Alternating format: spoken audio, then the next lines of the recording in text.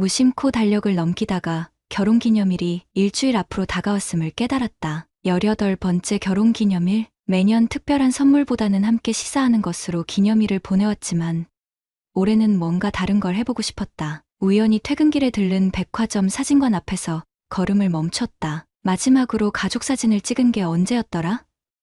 다현이가 초등학교 입학할 때였으니 벌써 10년도 더 지났다. 다현이도 이제 고등학생인데 새 가족 사진을 찍어볼까? 저녁 식탁에서 꺼낸 내 제안에 지원은 수저를 내려놓으며 의외라는 듯 쳐다봤다. 아내는 머리카락을 귀 뒤로 넘기며 잠시 생각하는 듯했다. 예상과 달리 그녀는 크게 반대하지 않았다. 다현이는 학원 숙제로 바빠 아무 말 없이 밥만 먹고 있었다. 좋아요. 근데 백화점 사진관 말고 요즘 SNS에서 유명한 작가님이 운영하는 작은 스튜디오가 있대요. 자연스러운 가족 사진을 잘 찍는다고. 지원의 말에 고개를 끄덕였다. 24이라는 젊은 나이에 자신만의 작은 스튜디오를 운영한다는 정우진 작가. 우리가 그를 처음 만난 건 그렇게 평범한 주말 오후였다. 햇살이 따뜻한 5월.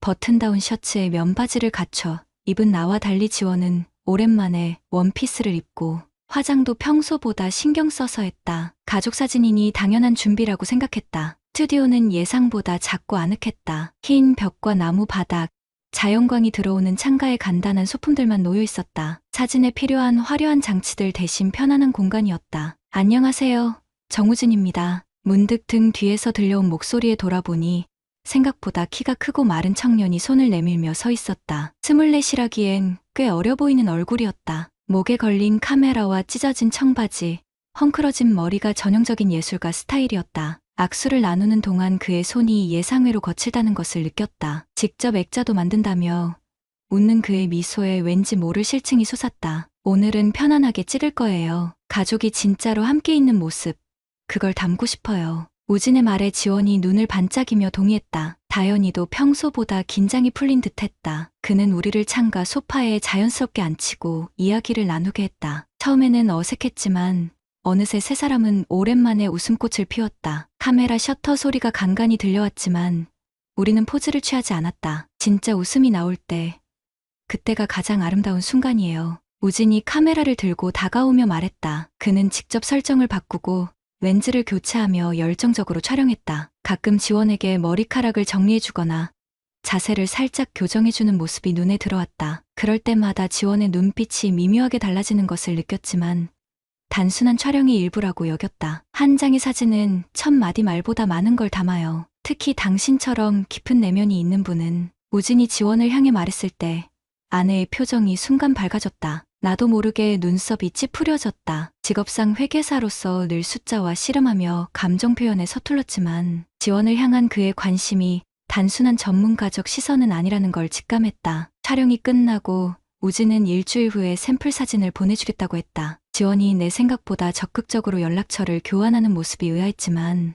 사진 수정 과정에 필요하다는 설명에 수긍했다. 집으로 돌아오는 차 안에서 지원은 평소보다 말이 많았다. 생각보다 훨씬 편안했어요. 그 작가님, 정말 사람의 본질을 꿰뚫어보는 것 같아요. 그렇게 찍는 게 신기했어요. 아내의 목소리에 깃든 흥분을 느끼며 운전대를 꽉 쥐었다. 18년 동안 내 아내의 웃음소리를 듣기 위해 얼마나 노력했던가. 회사 업무에 치여 집에 늦게 들어오는 날이 많았지만 항상 가족을 위해 안정된 삶을 제공하려 했다. 다현이가 원하는 학원비, 지원이 좋아하는 브랜드 가방, 매년 가는 가족 여행, 그런 노력들이 한 번도 저런 반짝이는 눈빛을 만들어내지 못했다는 사실이 가슴을 무겁게 했다. 그날 밤, 아내는 오랜만에 화장을 지우지 않은 채 침대에 누워 핸드폰을 들여다보았다. 화면을 슬쩍 보니 SNS에서 우진의 작품을 찾아보고 있었다. 그의 인스타그램은 인물 사진으로 가득했다. 여러 가족들, 연인들, 그리고 혼자인 여성들의 모습. 마지막 카테고리에서 유독 오래 머무르는 지원의 모습에 불편함이 느껴졌지만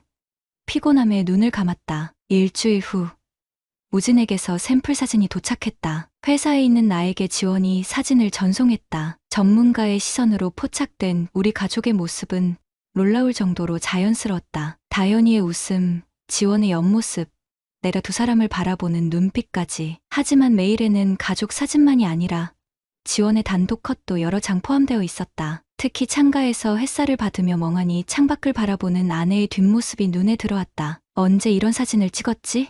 나는 의문이 들었다. 저녁에 돌아와 보니 지원은 분주히 핸드폰으로 메시지를 주고받고 있었다. 내가 들어오자 화들짝 놀라며 핸드폰을 내려놓았다. 누구랑 그렇게 열심히 얘기해? 아, 그냥 사진 수정 부탁하는 거예요. 내 옆모습이 좀 그래서 나는 고개를 끄덕이며 넘겼지만 식탁에 올려진 아내의 핸드폰 화면에 잠깐 비친 메시지 내용은 단순한 사진 수정 요청 같지 않았다. 그때 말씀하신 개인 작업 정말 관심 있어요. 처음으로 우리 가정에 금이 가기 시작한 순간이었다. 단순한 가족 사진 촬영이 가져온 균열. 그때는 몰랐다. 그 작은 균열이 얼마나 깊고 넓게 퍼져나갈지. 가족 사진 촬영 이후 지원의 일상에 미묘한 변화가 생겼다. 식사 준비를 하면서도 TV를 보면서도 항상 손에 핸드폰을 들고 있었다. 울리는 알림음에 화들짝 놀라 서둘러 확인하는 모습이 잦아졌다. 처음엔 친구들과의 대화가 활발해진 탓이라 여겼다. 항상 가정에만 묶여있던 그녀에게 작은 즐거움이라도 생긴 것 같아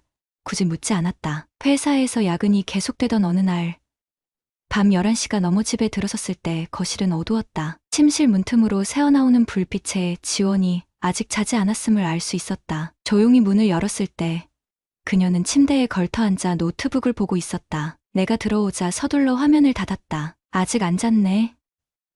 아, 네. 오늘도 야근이었어요? 그녀의 목소리가 어딘가 들떠 있었다. 퇴근 연락도 없이 늦게 들어온 내가 미안해야 할 상황인데 오히려 그녀가 당황한 듯했다. 욕실에서 샤워를 마치고 나왔을 때 지원은 이미 잠든 척 누워 있었다. 베개 밑으로 살짝 보이는 핸드폰 충전 케이블이 내 시선을 끌었다. 평소 그녀는 핸드폰을 거실에 두고 자는 편이었다. 다음 날 아침 지원이 샤워하는 동안 그녀의 노트북을 펼쳐보았다. 양심의 가책이 들었지만 커져가는 의심을 무시할 수 없었다. 최근 검색 기록은 대부분 정우진 작가, 인물사진 구도, 감성 포트레이트 같은 것들이었다. 그리고 메일함에는 우진에게서 온 메시지가 여럿 있었다. 어제 보내주신 글 읽었습니다. 당신의 내면이 그렇게 깊은 줄 몰랐어요. 사진으로 담고 싶은 마음이 더 커졌습니다. 제안해 주신 개인 작업 꼭 진행했으면 합니다. 개인 작업?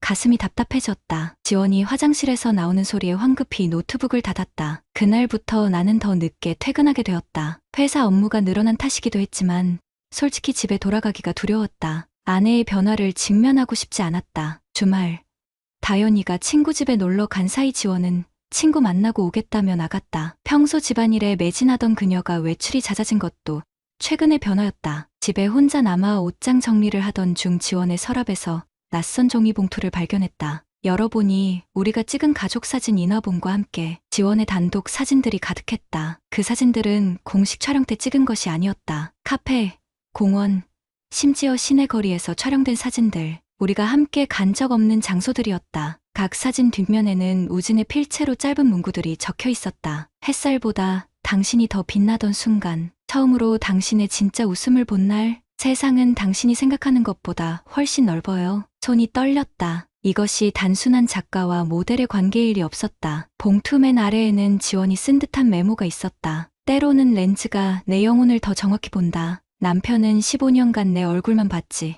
내면을 본 적은 없다. 가슴이 무너져 내렸다. 나는 언제부터 아내의 내면을 보지 못했던 걸까? 승진과 가족의 안정을 위해 달려오는 동안 정작 가장 중요한 것을 놓친 건 아닐까?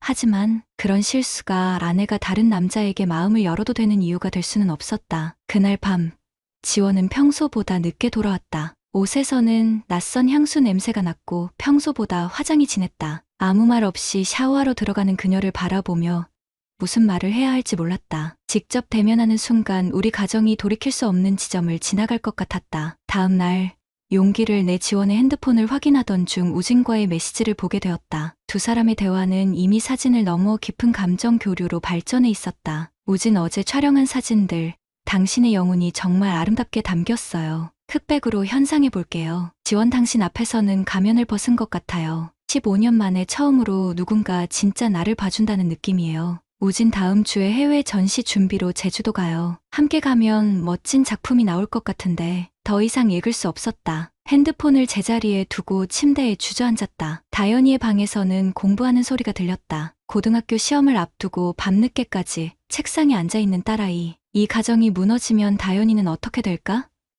내 머릿속은 복잡한 생각들로 가득 찼다. 그날 이후 일주일 동안 나는 지원을 더 자세히 관찰했다. 그녀는 종종 수첩에 뭔가를 적었고 컴퓨터로 사진 편집 프로그램을 배우기 시작했다. 핸드폰 속 갤러리는 풍경과 사물사진으로 채워지기 시작했다. 아마추어지만 구도와 빛의 활용이 점점 나아지고 있었다. 문득 지원이 대학 시절 미술을 전공하려 했다는 오래된 기억이 떠올랐다. 부모님의 반대로 포기했던 꿈, 결혼 이후 그녀가 그림을 그리는 모습을 본 적이 없었다. 주말, 지원은 사진 수업을 핑계로 아침 일찍 나갔다. 이번에는 그녀의 행방을 확인해 봐야겠다는 결심이 섰다. 다현이에게는 회사 일로 잠시 나간다고 말하고 지원을 뒤따랐다. 그녀는 버스를 타고 시내 한복판에 있는 작은 카페로 향했다. 창가 자리에 앉아 누군가를 기다리는 모습이 창문 너머로 보였다. 30분 후 우진이 나타났다. 카메라 가방을 메고 지원의 테이블로 향하는 모습에 가슴이 조여들었다. 두 사람은 웃으며 대화를 나눴고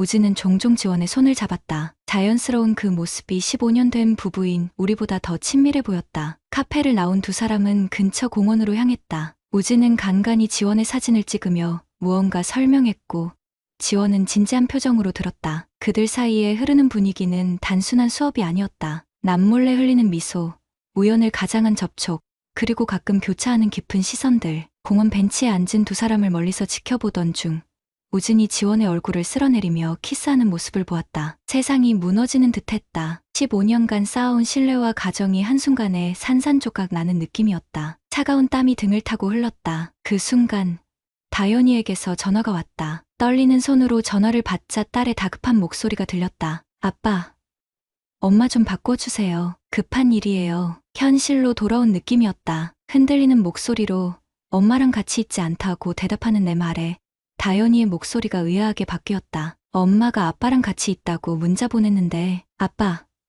무슨 일 있어요? 그날 저녁 지원이 돌아왔을 때 나는 이미 결심을 굳혔다. 더 이상 모른 척할 수 없었다. 아내의 배신도 내 안의 분노도 무엇보다 다현이를 위해서라도 이 상황을 끝내야 했다. 이제 진실과 마주할 시간이었다. 다현이에게 거짓말을 한 죄책감이 하루 종일 나를 괴롭혔다. 집에 돌아온 지원은 평소와 다름없이 저녁 식사 준비를 하고 있었다. 마치 아무 일도 없었다는 듯이 그녀의 목덜미에 드러난 작은 붉은 자국이 내 눈에 들어왔다. 15년간 함께 살며 봐왔던 그녀의 모든 부분을 알고 있다고 자부했는데 이제는 낯선 사람처럼 느껴졌다. 식탁에 앉은 세 사람, 우리 가족은 겉으로는 평범했지만 보이지 않는 균열이 깊어지고 있었다. 지원은 오늘 있었던 일에 대해 일체 언급하지 않았다. 다현이가 엄마, 오늘 아빠랑 무슨 일 있었어? 라고 묻자 자연스럽게 아빠랑? 아니, 오늘 사진 수업 갔다 왔는데 라고 대답했다. 거짓말이 너무 자연스러워.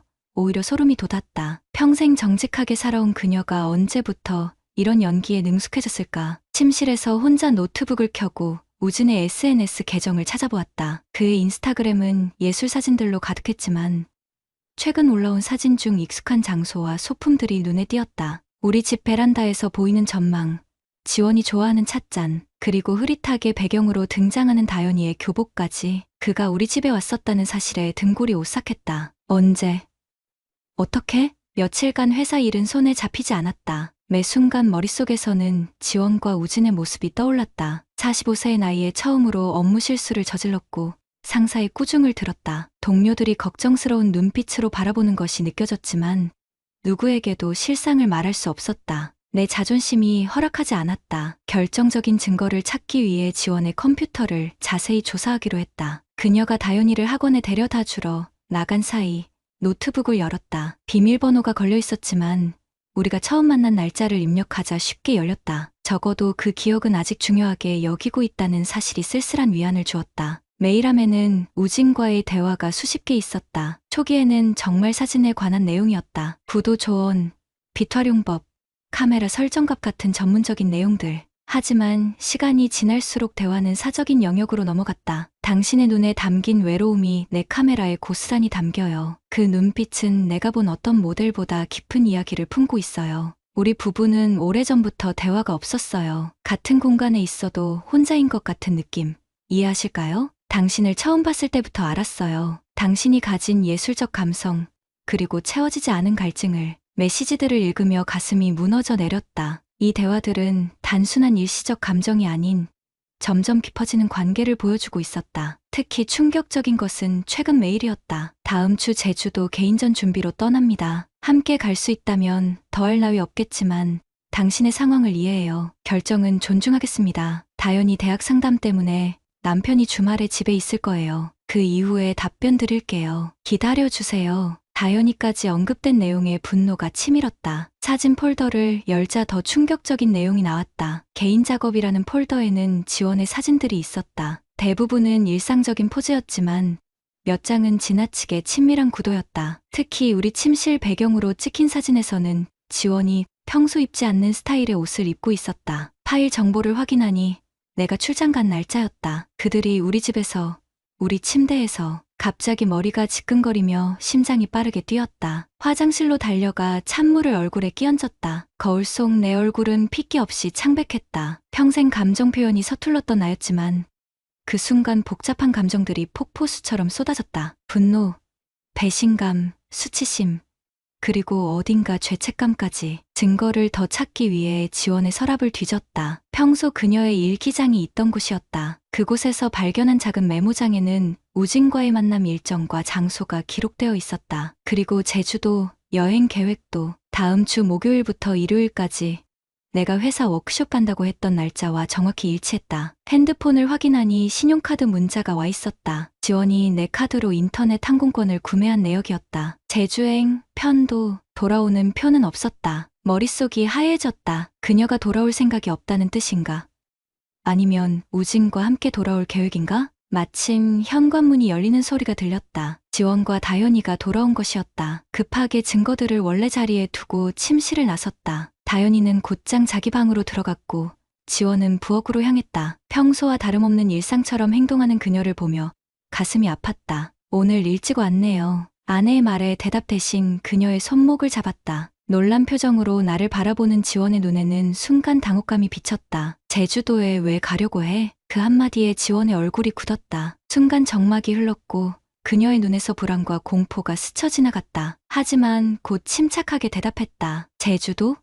무슨 소리예요? 거짓말이 계속되는 상황에 더 이상 참을 수 없었다. 모든 것을 알고 있다고 말하려는 순간 다연이가 방에서 나왔다. 우리의 긴장된 분위기를 눈치챘는지 걱정스러운 표정이었다. 부모님, 무슨 일 있어요? 다연이를 위해 침착함을 유지하려 애썼다. 지원은 곧바로 표정을 바꾸며 아니, 아빠가 제주도 가족여행 얘기하셔서 라고 자연스럽게 대답했다. 또다시 거짓말이었다. 다연이의 눈빛이 잠시 반짝였다. 오랜만에 가족여행에 기대하는 모습이었다. 정말요?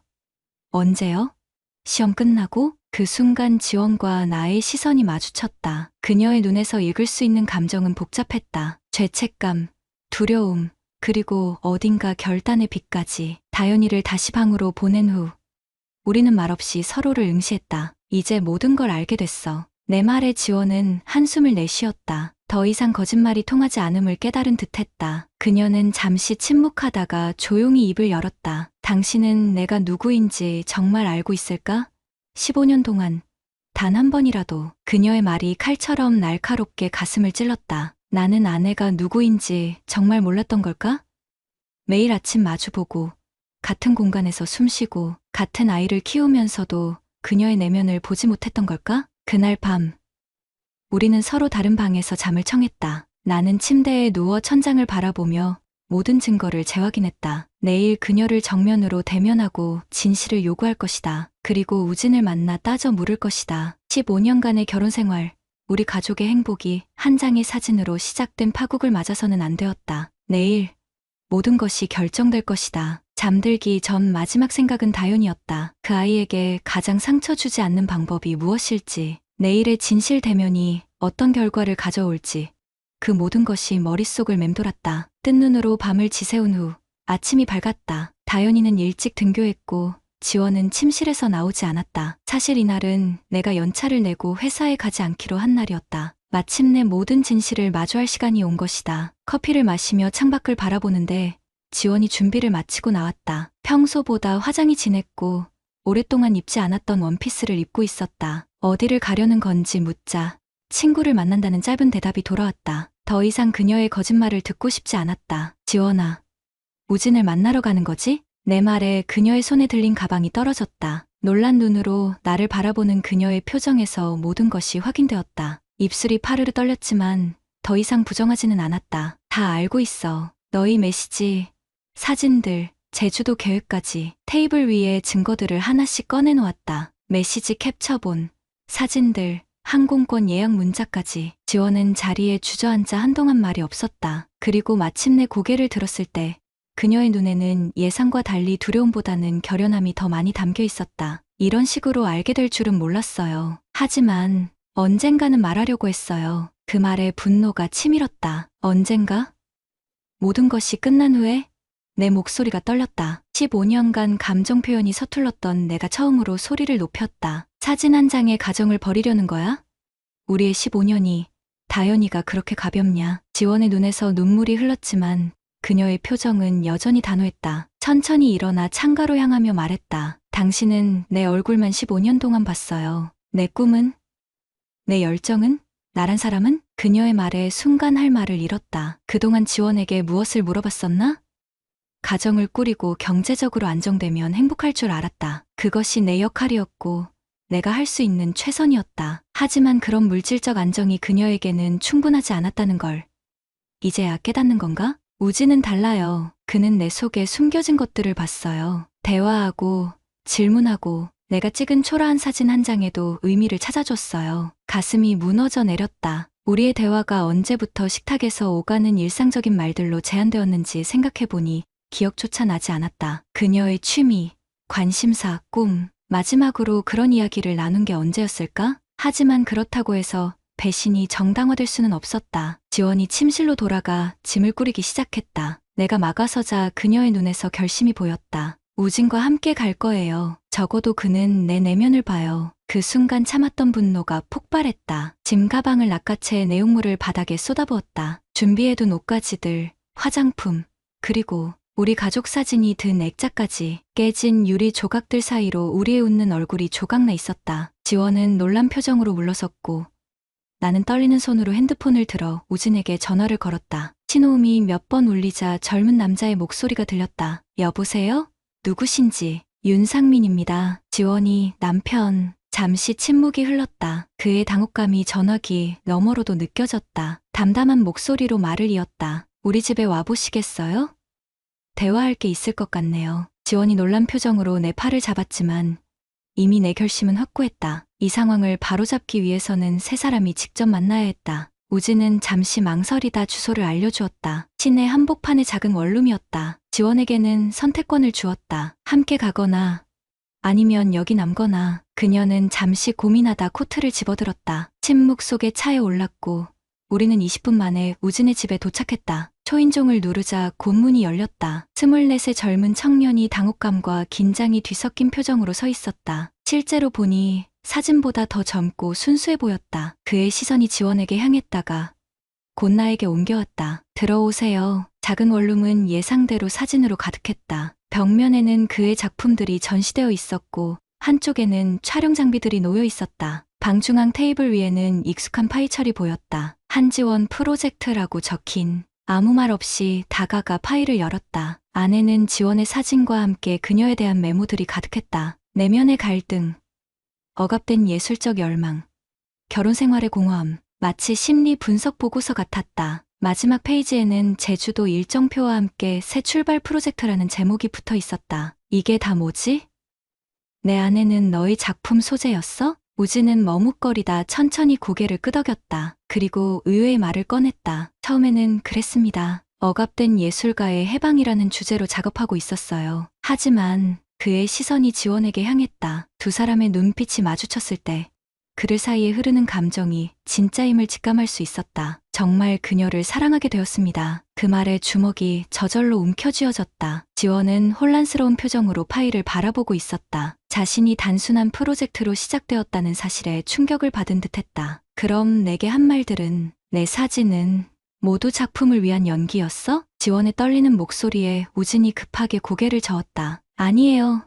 처음에는 그랬을지 몰라도 점점 당신에게 진심으로 빠져들었어요. 당신의 열정, 감성, 그 모든 것이. 더 듣고 싶지 않았다. 테이블 위에 카메라를 집어들었다. 최신형 고가 장비였다. 우진이 놀란 표정으로 말렸지만 이미 늦었다. 카메라를 바닥에 내리쳤고 부서지는 소리와 함께 우진의 비명이 울렸다. 미쳤어요. 그거 대출받아서 산 거라고요. 그제야 깨달았다. 그의 화려한 말과 달리 이 청년은 결국 불안정한 프리랜서 사진작가에 불과했다. 그가 지원에게 줄 수 있는 건 달콤한 말과 일시적인 열정뿐이었다. 안정된 미래? 책임감? 그런 것은 없었다. 당신이 지원에게 줄 수 있는 게 뭐지?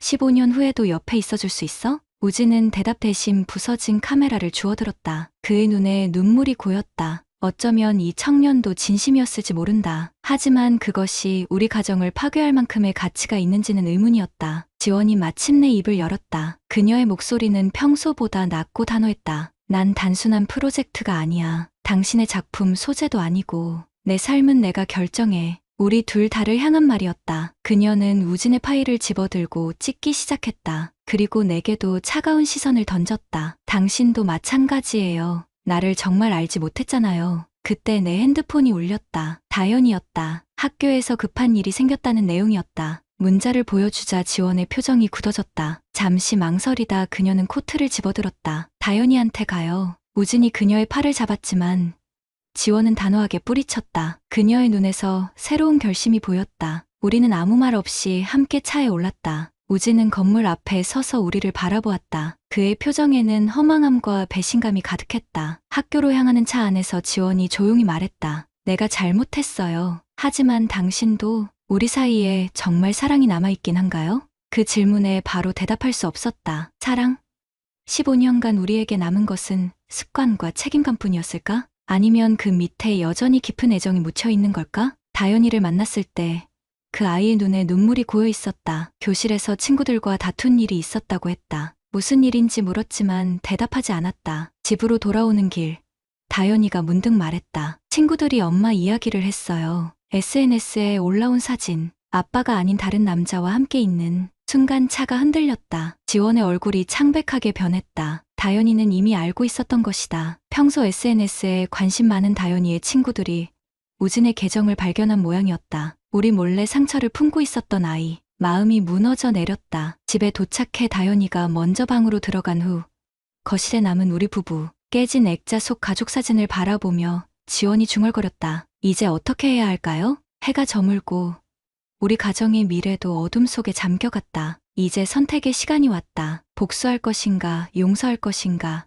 아니면 모든 것을 새롭게 시작할 것인가. 내 결정이 세 사람의 삶을 영원히 바꿔놓을 것이다. 다연이를 학교에서 데려온 지 일주일이 지났다. 우리 집은 마치 시간이 멈춘 듯한 정적 속에 잠겨 있었다. 지원은 작은 여행 가방만 챙겨 친정으로 떠났다. 그녀의 짐 대부분은 그대로 남겨진 채였다. 마치 곧 돌아올 것처럼. 하지만 나는 이미 변호사를 만나 이혼 절차를 알아보기 시작했다. 15년이라는 세월도 가족이라는 이름도 한번 무너진 신뢰는 회복할 수 없다는 것을 깨달았다. 밤이면 다연이의 방에서 흐느끼는 소리가 들렸다. 눈물이 말라 더 이상 울음소리조차 나오지 않을 때까지 아이는 혼자 고통을 감내했다. 한 번도 문을 두드리지 못했다. 무슨 말로 위로해야 할지 알 수 없었다. 아침이면 다연이는 피부가 붓고 충혈된 눈으로 나타나 기계적으로 등교 준비를 했다. 17살 소녀의 눈빛에 생기가 사라졌다. 회사에서는 일주일간의 휴가를 냈다. 동료들에게는 가족 문제라고만 말했지만 굳이 자세히 설명하지 않아도 그들의 동정 어린 눈빛에서 이미 소문이 퍼졌음을 알 수 있었다. 작은 도시의 소문은 바람처럼 빠르게 퍼진다. 특히 SNS 시대에는 우진의 인스타그램 계정은 비공개로 전환되었지만 이미 퍼진 사진들은 돌이킬 수 없었다. 다연이의 친구들 사이에서 그 이야기가 돌았고 급기야 학교 상담사가 전화를 걸어왔다. 다연이가 괴롭힘을 당하고 있다는 소식이었다. 바람난 엄마의 딸이라는 낙인이 찍혔다고. 딸아이를 생각하며 가슴이 찢어졌다. 지원에게서 매일 문자가 왔다. 다연이 좀 어때요? 너무 걱정돼요. 대화할 수 있을까요?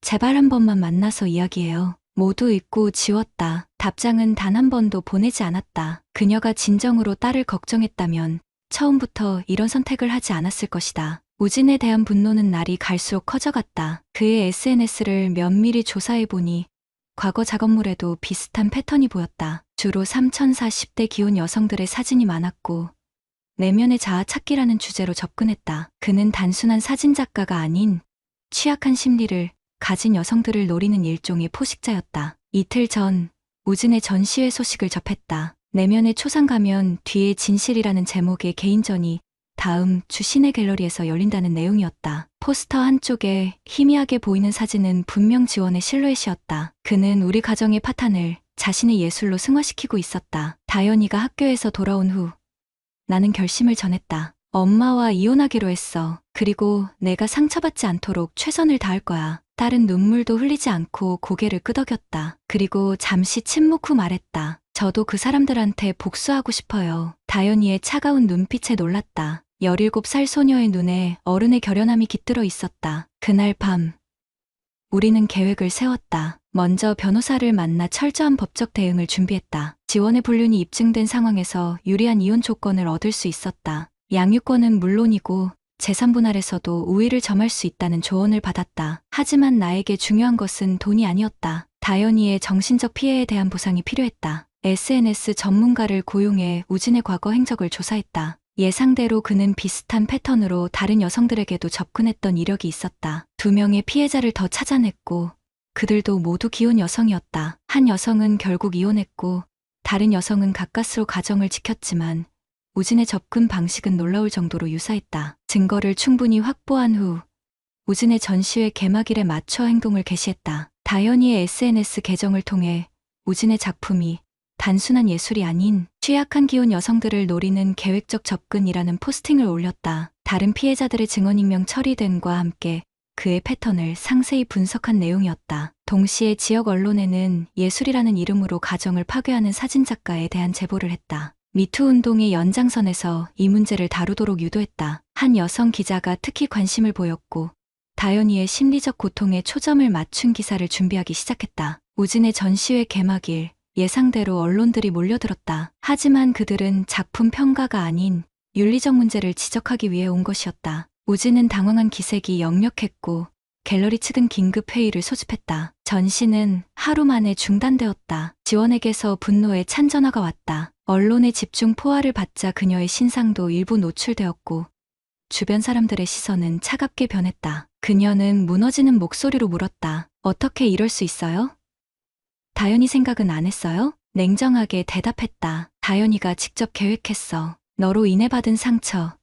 내가 생각한 것보다 훨씬 깊었던 거야. 전화기 너머로 흐느끼는 소리가 들렸다. 하지만 더 이상 마음이 움직이지 않았다. 일주일 전 변호사를 통해 이혼 소장을 발송했다. 그녀가 서명하든 안 하든 법적 절차는 진행될 것이다. 우진의 작가 경력은 치명타를 입었다. 갤러리 계약이 취소되었고 예정되어 있던 해외 전시 기회도 날아갔다. SNS에서는 그를 비난하는 목소리가 높아졌고 몇몇 여성단체는 공식 성명을 통해 그의 행동을 규탄했다. 그가 가장 중요시하던 예술가로서의 정체성이 무너지는 순간이었다. 한 달 후 우진이 직접 찾아왔다. 수척해진 모습이었다. 작품 활동이 중단되고 경제적으로도 어려움을 겪고 있다고 했다. 그는 모든 것을 내려놓고 진심으로 사과하고 싶다며 무릎을 꿇었다. 다현이를 볼 수 있게 해달라고 빌었다. 다시는 카메라를 들지 않겠다. 제발 용서해달라. 그의 눈물 어린 호소를 차갑게 바라보며 대답했다. 사과는 받아들이겠지만 용서는 없다. 다현이에게 접근하면 즉시 법적 조치를 취하겠어. 그날 밤 다현이에게 우진의 방문에 대해 이야기했다. 딸은 잠시 생각하더니 고개를 저었다. 저는 그 사람 얼굴도 보기 싫어요. 엄마도요. 지원은 몇 차례 더 연락을 시도했지만 결국 이혼에 합의했다. 재판에서 판사는 그녀의 불륜이 다현이에게 끼친 심리적 영향을 심각하게 고려했다. 양육권은 100% 내게 주어졌고 면접 교섭권도 제한적으로만 인정되었다. 이혼이 확정된 날 지원은 작은 상자를 보내왔다. 안에는 우리 가족 사진들과 다현이의 어린 시절 물건들이 담겨 있었다. 그리고 짧은 편지. 용서를 바라지 않습니다. 다만 다현이에게만큼은 언젠가 엄마로서 다시 다가갈 기회를 주세요. 제 평생 후회할 실수를 했습니다. 다현이에게 상자를 보여주지 않았다. 아직은 때가 아니었다. 아이의 상처가 아물려면 많은 시간이 필요할 것이다. 이혼 후 반년이 지났다. 우리는 새 아파트로 이사했다. 다현이는 새 학교에 적응하며 조금씩 웃음을 되찾아갔다. 심리 상담사의 도움도 컸다. 우진의 소식은 들리지 않았다. 그는 도시를 떠났다는 소문이 있었다. 지원이 외국으로 떠난다는 소식을 들었다. 그녀의 어머니를 통해 전해 들은 말로는 미술 공부를 다시 시작하기 위해 유학을 간다고 했다. 젊은 시절 포기했던 꿈을 이제야 쫓아가는 것이다. 너무 늦었지만 어느 주말 다연이와 함께 새로 산 카메라로 사진을 찍으러 나갔다. 사진 찍기는 이제 우리의 새로운 취미가 되었다. 아이는 타고난 감각이 있었고 몇몇 작품은 교내 전시회에 출품하기도 했다. 공원 벤치에 앉아 다연이가 찍은 사진들을 검토하던 중 문득 아이가 말했다. 아빠, 엄마가 외국 간대요? 놀라서 쳐다보았다. 다연이는 담담한 표정이었다. 외할머니가 말해줬어요. 괜찮아요. 알아도 되는 거죠? 고개를 끄덕였다. 아이는 잠시 침묵하다 다시 말을 이었다. 저는 엄마를 용서하지 않을 거예요. 하지만 미워하는 것도 이제 그만하려고요. 너무 힘드니까. 다연이의 말에 가슴이 찡해졌다. 18이 된 딸은 어느새 어른이 되어 있었다. 집으로 돌아오는 길, 휴대폰에 메시지가 도착했다. 지원이었다. 내일 출국합니다. 가기 전에 다연이 얼굴 한 번만 볼 수 있을까요?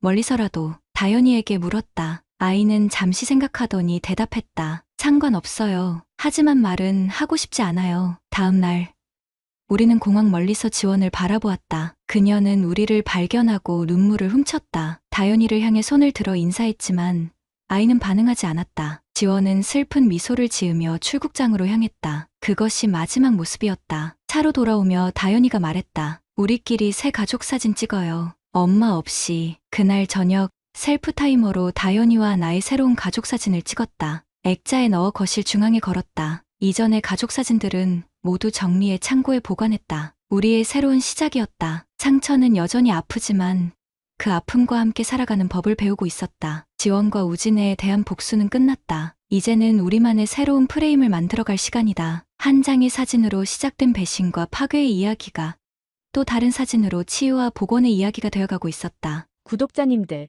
다른 분들과 함께 의견 나눠보세요. 저도 읽어보며 소통하겠습니다.